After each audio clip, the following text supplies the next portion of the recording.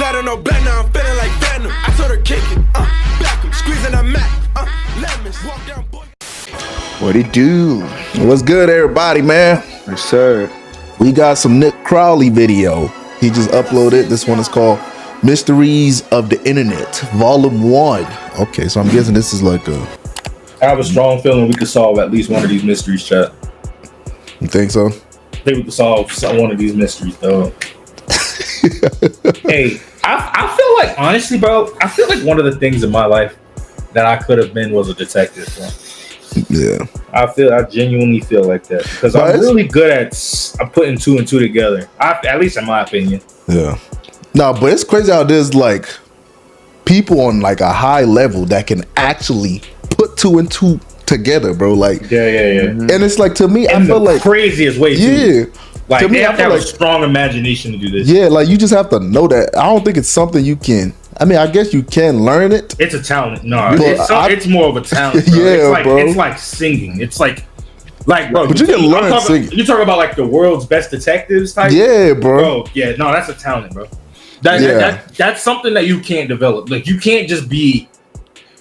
Because it's the IQ. It's the IQ thing. If you have a high IQ, you have to be able to be on both sides. Like you have to be good at line. You have to have a good imagination. Yeah. And you have to know what they would. Like, you got to put yourself in their head and a serial killer's head or something. Like you have to be in like the same type. You have to be evil. Like you have to be the same type of person, but on the good side. Like you have to understand like what goes on through these niggas' minds, and then like play out the images in your head and put two and two. Like, bro, it's crazy, bro. Yeah. All right, but let's get into this video, man. Let's go.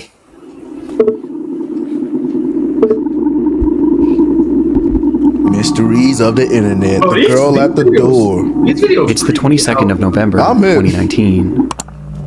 Like the noises? A Ring doorbell begins recording as a young girl approaches a home in the Harriet Creek Ranch neighborhood of Texas. I think I remember pitch blackout, and the girl is seen all alone, which by itself is strange enough.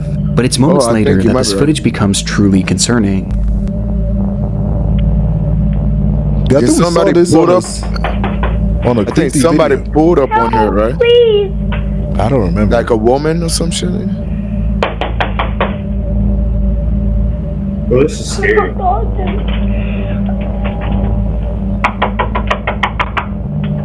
Please help. She was begging for help, pounding her hand against the door, all the while continuously turning her head around, as if she was expecting someone to come up behind her. The footage then comes to an abrupt end, only to start again seconds later. But this entire time, no one answers that door. The wait was just too unbearable for the child, as she then took off. Yeah, I think I remember.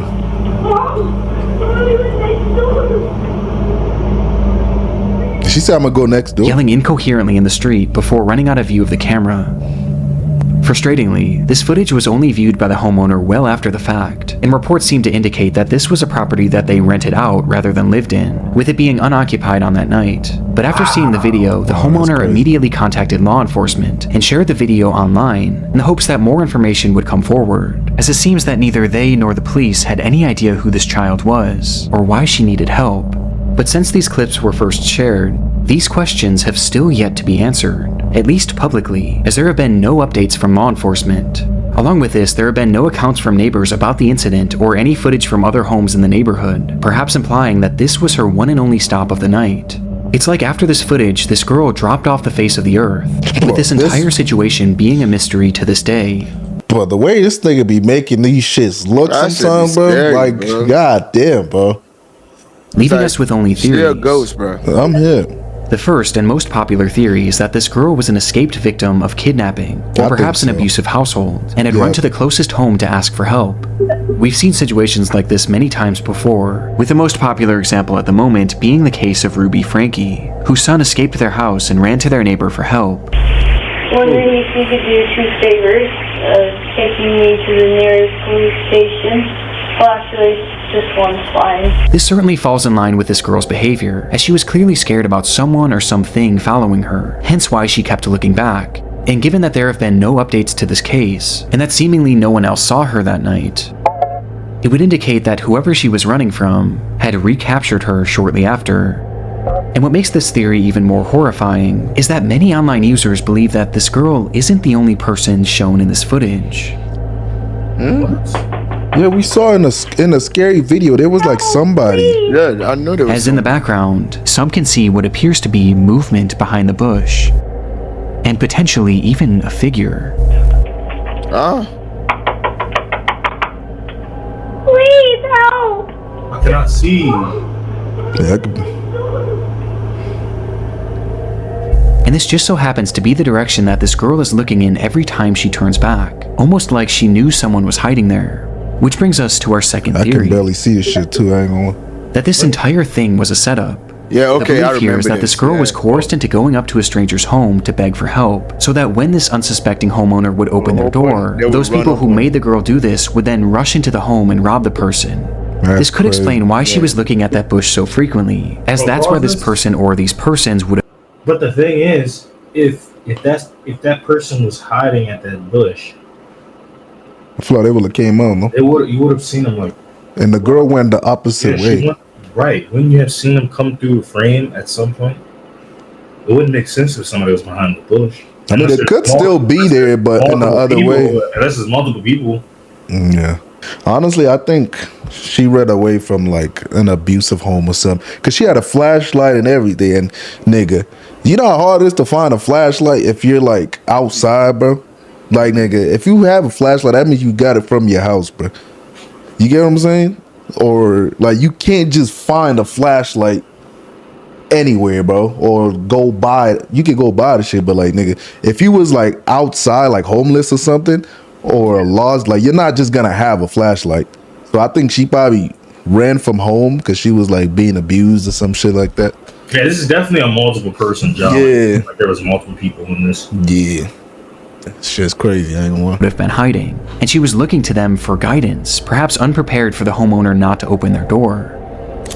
Both of these theories are disturbing in their own right, and both clearly indicate that this girl is in need of help, regardless of what the situation is. But still, there's been no confirmation as to whatever happened to this child, even despite the public interest.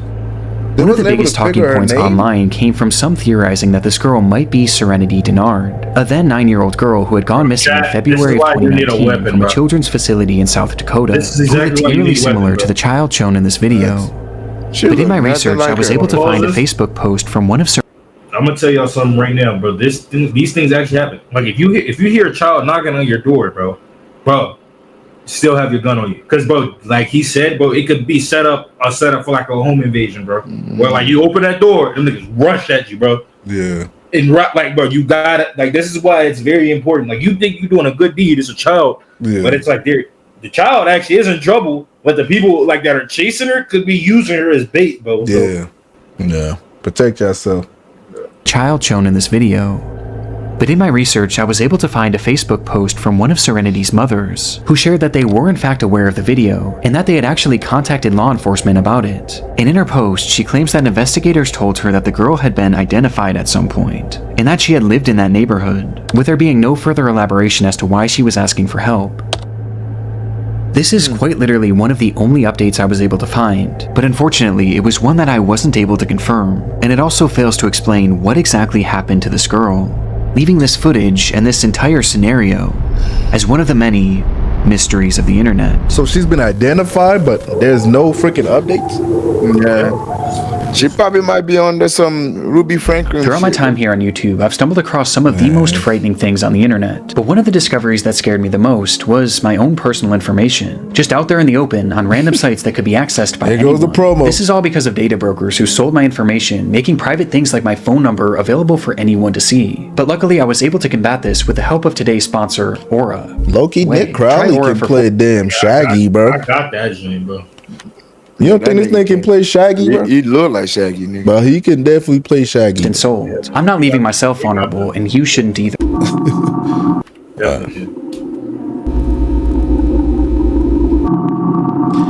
Amsterdam. It started with a police chase.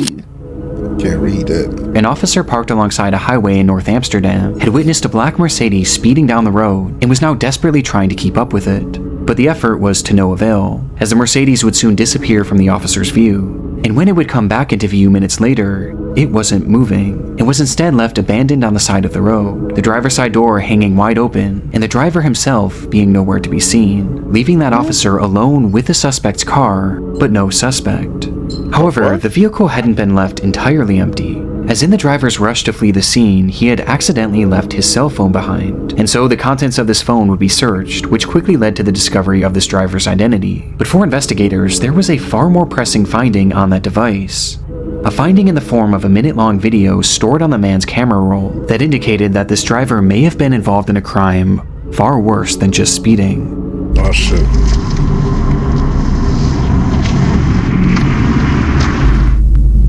The footage was taken inside a different vehicle and showed an unseen driver holding up his cell phone alongside another man in the passenger seat. The camera was focused on a car in front of them, with both men seeming intent on catching up with it. As in the moments before this recording started, something had happened between them, which the men inside this car felt they had to get revenge for. Road rage? Hebben brutaliteit met ons gemaakt. Deze mannen voor ons hebben net de brutaliteit. Run, maat, ze gaan niet run! They referred to this unseen incident as an act of brutality by a group of men in this other vehicle, and by the looks of it, it's likely that this car had simply cut them off, as there was a freshly closed lane in the stretch of road at the time, which created an unexpected merge. And this is most likely what this group inside this separate car thought too, as they were showing no signs of road rage, and were instead just casually driving with the flow of traffic. However, it's clear that the men behind the camera felt differently, as in their minds, what this other driver had done to them was so awful that it was worthy of only one punishment: death. Damn. To have to shoot that car.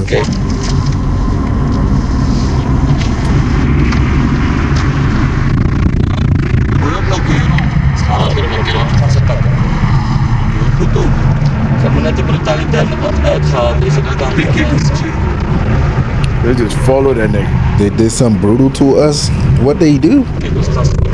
I want to shoot them. And so this duo inched their vehicle closer and closer to this anonymous car, while continuing their rambling about this act of brutality. And when they finally positioned themselves next to the vehicle,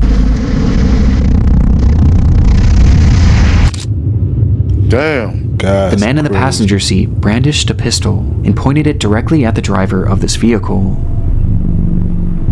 The footage from here is incredibly shaky, and the window had been rolled down, causing the audio to peak and become distorted and indecipherable.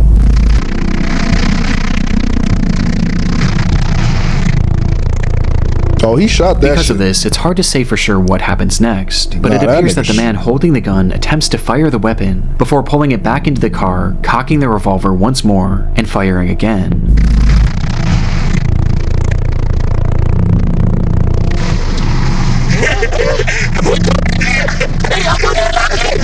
To which both men erupt with laughter and begin celebrating The fuck is so before the funny? recording stops.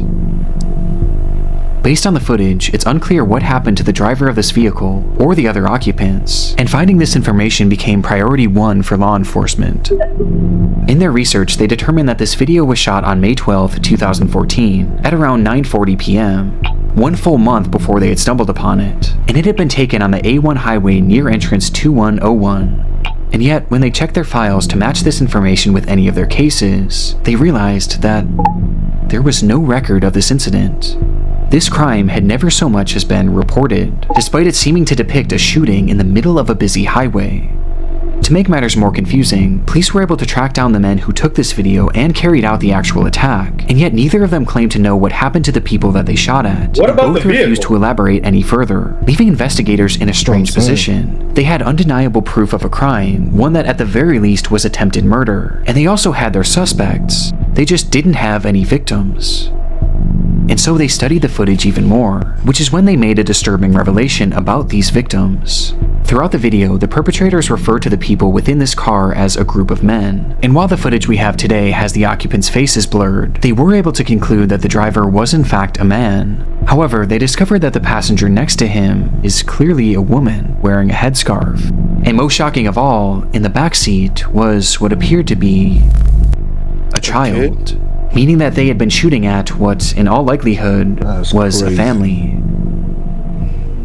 Police released this video to the public later that year under the name Amsterdam Sheet Incident Ringway A10, or Amsterdam Shooting Incident on Ring Road A10, where they revealed this footage but disguised the voices and faces of the perpetrators for unknown reasons. And in releasing this, they asked the public to come forward with any information that could help identify this family. They asked for witnesses on the scene, car repair shops that may have fixed a car with bullet holes, any hospitals that had shooting victims on or around that day, and most importantly, they asked for the family inside this car to come forward, as without their testimony, convicting these men was nearly impossible, as it wasn't fully clear what crime they'd even committed. That was 11 years ago, and to this day, no one has come forward, leaving us with only theories. The first theory is that the people shot at in this footage may have been undocumented immigrants, or perhaps one of them had a warrant out for their arrest, meaning that if they were to report this crime, or if they were to have gone to the hospital with a bullet wound, then police would have certainly got involved, and in turn they would have gotten in trouble as well, essentially forcing them to stay quiet as saying anything would put their freedom in jeopardy. Another theory is that the shots may have simply missed the vehicle, and the driver decided not to report it, with some believing that this whole situation was no big deal. But to me, this doesn't seem like something that would be so easily brushed off, especially because a child is involved, though it is possible that perhaps this family was afraid to report the crime, as they clearly knew how dangerous these men were, and feared that reporting this crime would only further put a target on their backs. I mean, I doubt. And finally, there's the theory that this weapon never fired at all. This is where the audio peaking becomes a major factor, as it's extremely difficult to make out the sound of gunshots, as the gun was literally outside of the vehicle when it was seemingly being fired. But it is worth noting that investigators working the case seemed confident that the weapon fired at least once, and I also personally hear a distinct popping sound at the end. I feel like that shit fired the second time. Yeah, the second time. Yeah. The first time I didn't think it fired. But it's hard to say for sure. And it also is possible that this group was using blanks, with this all being an attempt to trick the other driver into thinking that he was in danger. But even with these theories, we still have no idea the fate that befell this family, and it's clear that they have no desire to come forward, for reasons we just don't know. Which leaves the Amsterdam shooting video, an internet mystery that may never be solved. Bridge. Wait, I recognize that bridge. But it said they found his phone. They wasn't able to like find the nigga's identity or anything. Yeah, like fingerprints and shit. Like they got fingerprints on the phone. Well, what the fuck type of investigation is this? Like what? Like you got fingerprints. Y'all got his phone, but like that's literally all y'all need. Y'all found this video. No, not really, because nigga, they need more evidence. Like they need a victim. That's what the dude said. They need a victim. Like, okay, but you telling me there's no picture of the dude on the phone? Right. No, they do. No, I'm talking about like a victim. Like the people that they shot at, they need them niggas to come up so like they could get put behind bars. But the fact that them niggas ain't coming out about it is like, and it. My thing is, nigga, there was no license plate. Like you couldn't see a license plate. Yeah, there was no license plate in the video. Even if there wasn't no license plate, you couldn't look up that year, make, and model of that vehicle in particular and see how many people have it in that area. Yeah. And then like there's traffic cams. Like, do you not have traffic cams? Like, nigga. I've never been to Amsterdam, so I don't know what it's like over there. Bro. And that was 11 years ago. I don't know when. I think Obama. I feel like. I don't know. Yeah, that was 11 years ago. I said Obama. You talking about Amsterdam?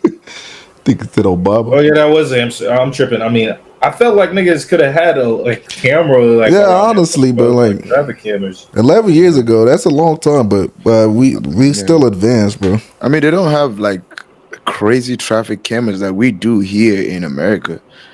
So in Amsterdam, yeah, they have traffic camera. Don't get me wrong, but I don't think they got like crazy. They don't have in like specific places where it's like kind of like if they want to know like how fast you're going, wherever, because there's a certain road that it's like when you're driving on it, they can able to tell how fast you're going for them to give you tickets. So it's like once you enter into that road, a camera already capture like your what's it called, your play, your information, everything. So when you get to the other end of the highway, where like because you're supposed to be going like a certain speed limit throughout that whole time that you're going to be on that highway to get to the end. So if you get past that other part of the camera, like if you get past that shit faster than you're supposed to actually get past it, like the time that it's supposed to take you to cross that shit, if you go in the actual speed limit, they'll be able to tell that you was going a certain speed. Yeah. And then they capture you, and then they send you like a bill in the mail. And that's what I'm saying. Like, nigga, that nigga ain't run through no fucking no toll gate, no nothing. And the bridge that I saw, it's like traffic cam has been a thing since 2010 in Amsterdam, even the early 90s. 2010? Yeah. So it's early. Yeah, like that's what I'm saying, like, nigga. So they just got that shit. I mean, like, because this incident happened 11 years ago. Yeah, like at least modern day traffic cams has been a thing in Amsterdam since like 2010s or early 2000s. Man, automated. The system will automated license plate recognition and surveillance. That shit's been a thing. That shit's been a thing since 2000s. Yeah, honestly, I feel like they should at least figure out the niggas that fucking shot that was in the car. Like, nigga, they had a phone, but that's all the evidence you need, but to figure out shit. That's what I'm saying. Like, nigga, how the fuck did they not catch no license plate for that day in particular? Yeah. That may never be solved.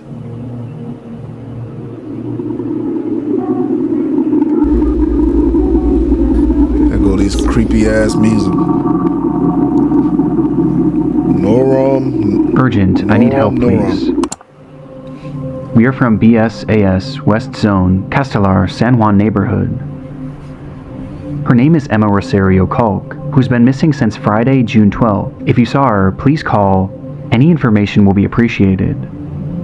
This post was made to the subreddit r/Argentina on June 16th, 2020 by a user named u/Naram, who asked for the public's help in finding a missing woman named Emma Culk, and in the comments he would offer more context, saying, "She went out to buy something and never came back. She was last seen here in the neighborhood. Sanchez and Pavan is the area where she went to buy something. She was dressed in the clothes that she's seen in the photo. She was carrying her wallet with her ID and a cell phone." Quickly, the post was inundated with concerned citizens wanting to help in the matter, with the gravity of the situation being made even greater, as earlier that day, Naram had made a similar post, which revealed that Emma Culk was actually his mother. This revelation only made the post more important, as people left comments offering support and encouragement, with many even providing advice on how he could potentially track her down, to which Naram seemed genuinely grateful. Across the entire internet, this seems to be the first post ever made on Emma's disappearance, but it would be far from the last, as people spread this information far and wide almost immediately after Naram's post, which was also followed by several local news reports, which proved that Emma was in fact a real person and was in fact missing, with these articles mentioning something that her son had not, that she was feared to have been taken. The only thing we know for sure is that she went into her house, left her bike, and for some reason went out but did not come back in. Apparently, she did not leave on purpose, and that is what worries us the most. Things were clearly very concerning, and the tension of the situation only increased as a day passed, and then too, with Naram vowing to keep everyone updated on the status of the search. And sure enough, right after this update, Naram's missing mother would finally be found. The worst news, Emma Rosario Culk was murdered. She had been missing since June 12th. Her son killed her with stab wounds and then buried her in the backyard of his house. He was arrested. Rest in peace, Emma.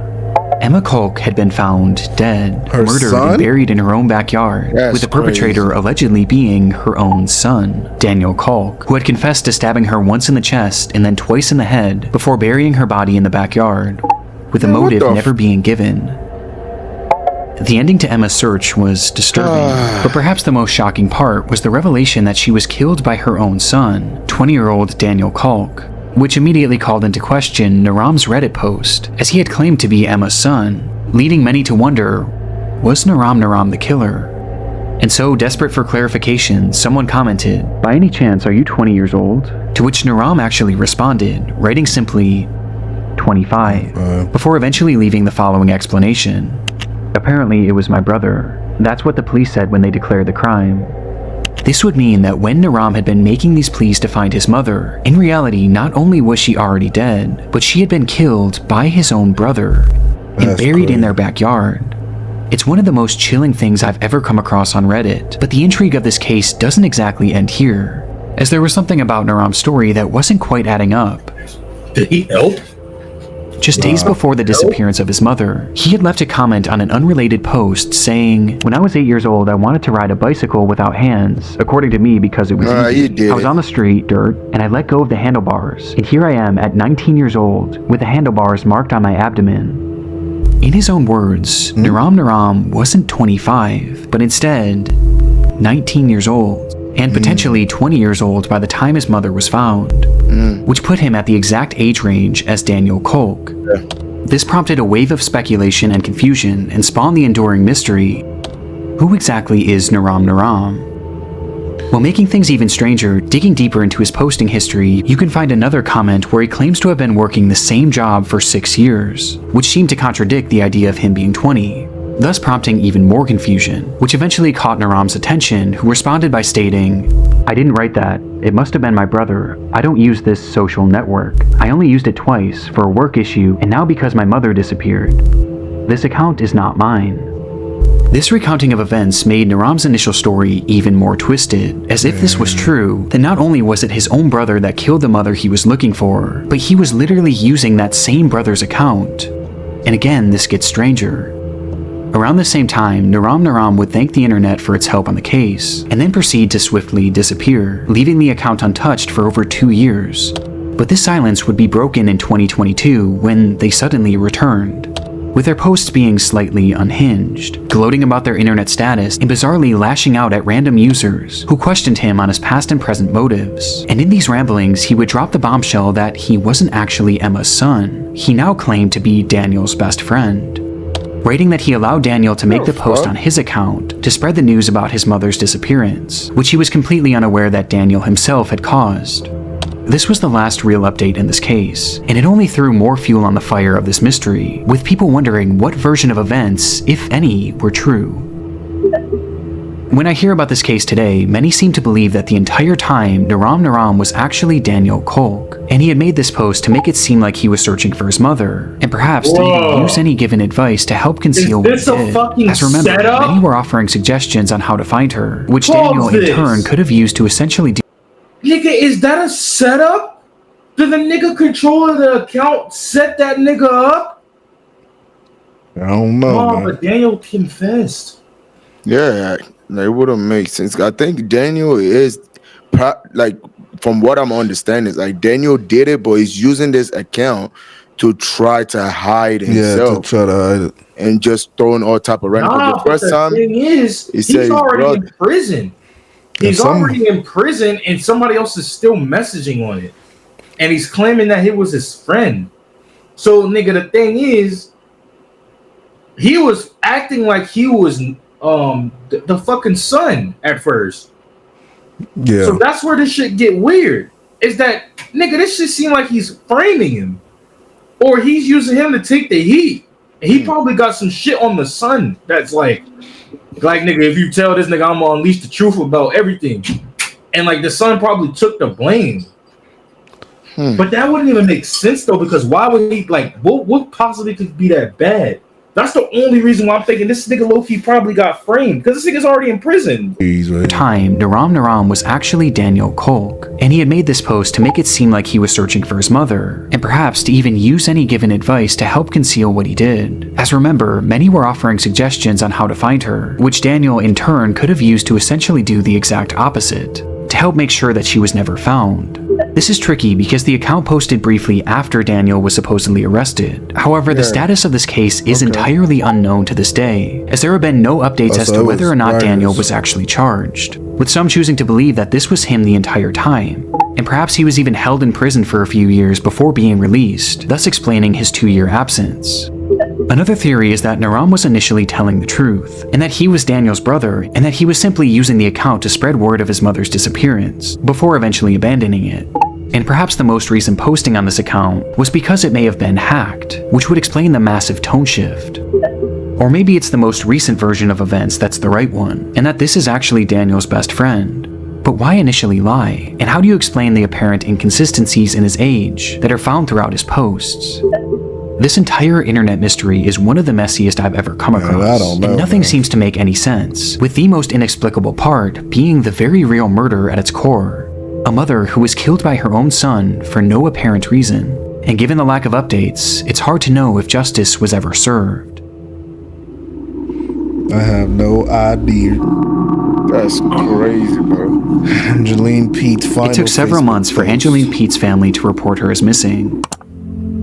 She had a long history of leaving home for extended periods of time, running off to join the circus and hitchhiking rides all across the Vancouver area, before eventually returning home to her normal life. But this time it felt different. None of her friends or family had heard from her since May of 2011, and it was now nearing the end of summer. This was especially odd considering that Angeline was known to be constantly texting, as well as updating her Facebook profile, with that profile now sitting completely dormant. But within that page filled with your typical selfies and normal life updates, there was one post that stood out, the final post she ever made. Oh, the fuck? This photo was posted without context on May 20th, 2011, a day that just so happened to be the very last time that the vast majority of Angeline's friends and family members had heard from her. And when looking into the context of this image, her disappearance only becomes more concerning.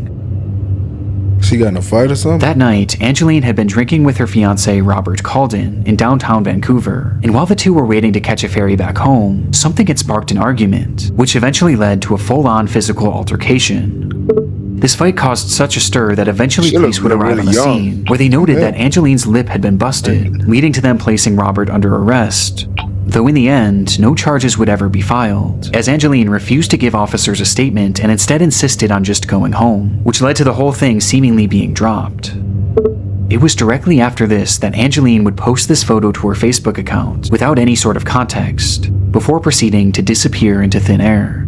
Her motivation for doing this isn't 100% known, but one could assume that she was trying to make a record of this attack, perhaps in case something were to happen to her.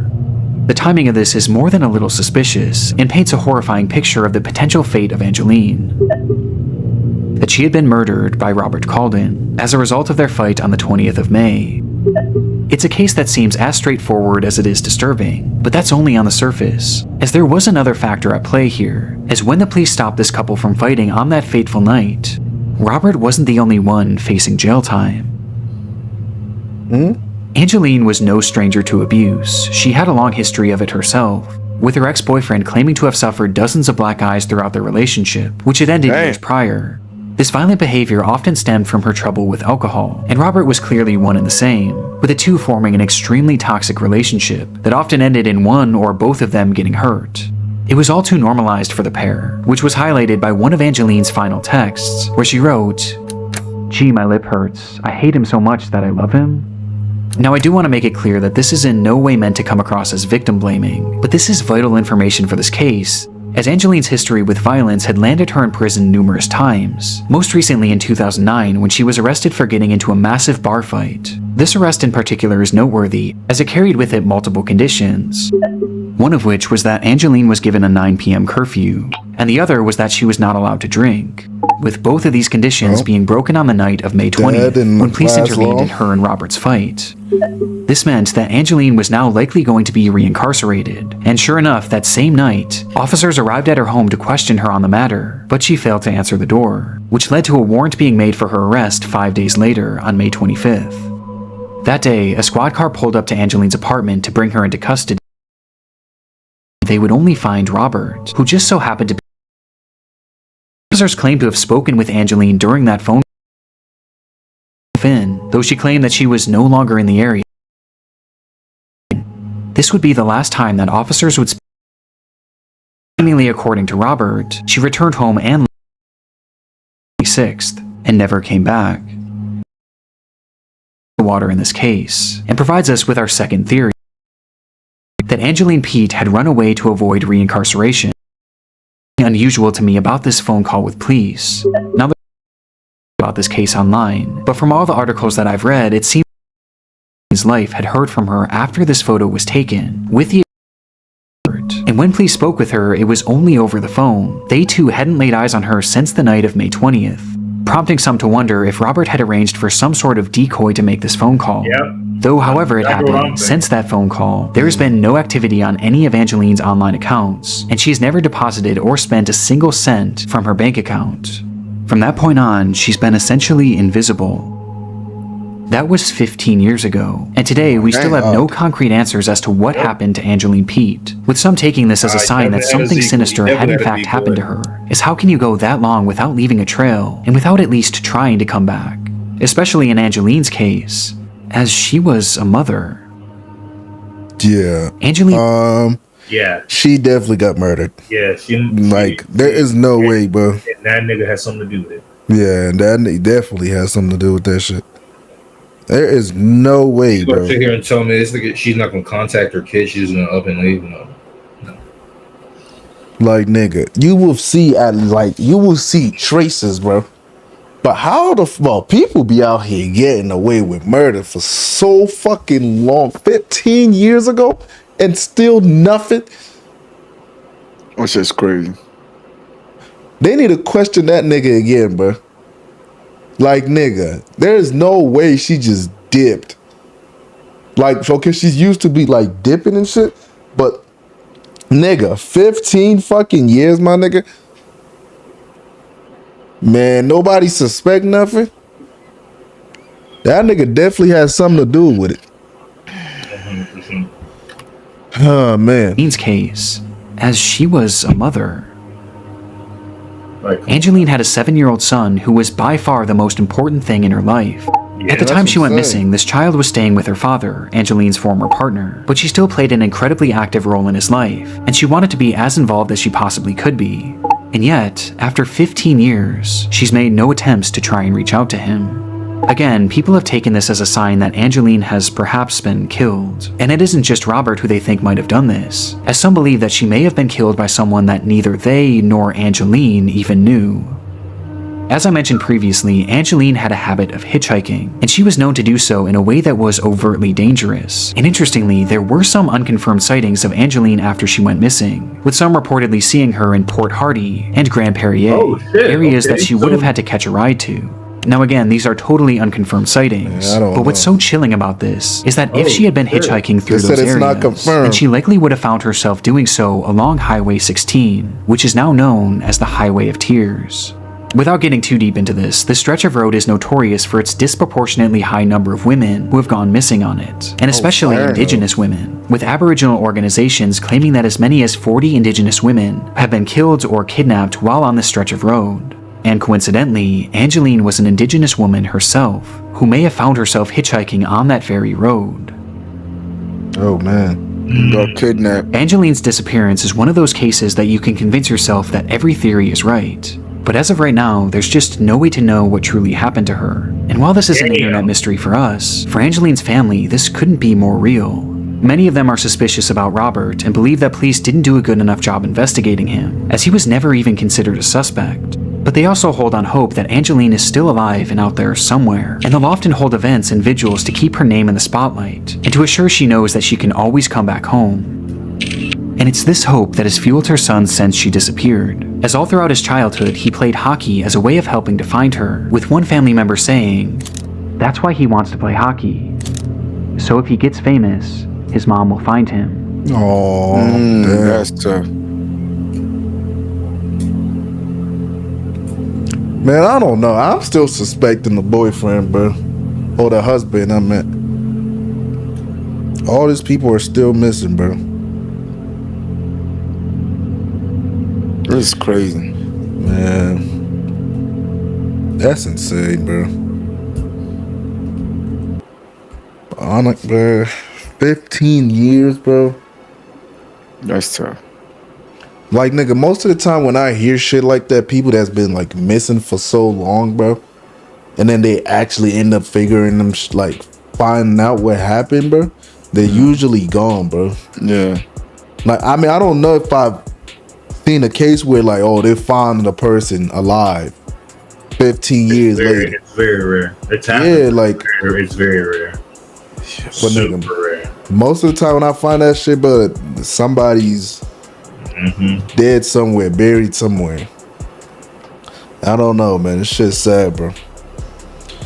Well, let us know your thoughts down below. Let us know your theories down below. What y'all think? And we out. Catch you guys in the next one when we out, man. Peace.